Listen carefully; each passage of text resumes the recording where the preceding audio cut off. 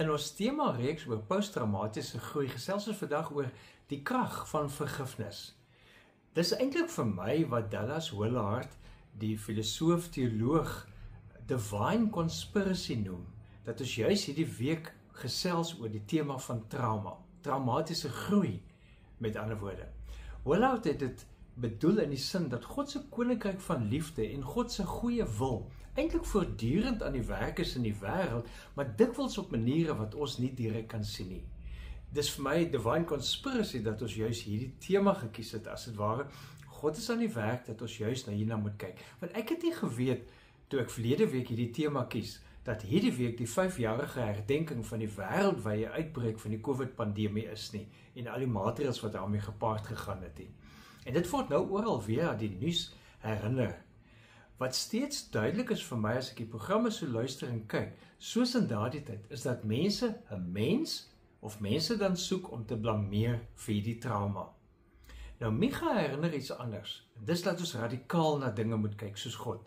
Ons lees die profeet sê van God in Micha 7 vers 18 tot 19. Wie is 'n God soos u?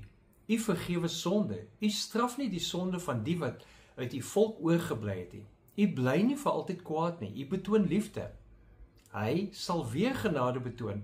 Hy sal ons sonde tot niet maak. U sal hulle sondes in die diepsee gooi. Dis menslik in 'n tyd van verlies, in 'n tyd van onsekerheid, om die skuld op iemand anders te probeer plaas. Maar hier sien ons die transformerende krag wat vergifnis en liefde kan hê, soos God dit dan ook doen. En dis nie net vir ons geestelike lewe bedoel nie, dit word ook deur die sielkunde bevestig. Navorsing toon dat vergifnis 'n positiewe impak het op ons geestelike, maar ook ons fisiese gesondheid. Worthington en Shearer skryf in hulle navorsing dat hulle bevind dat vergifnis kan lei tot laer stresvlakke, verminderde depressie en 'n baie groter gevoel van emosionele welstand.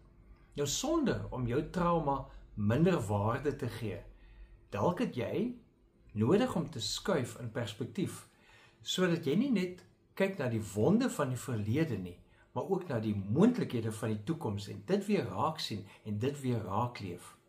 Begin met die proses van loslaat.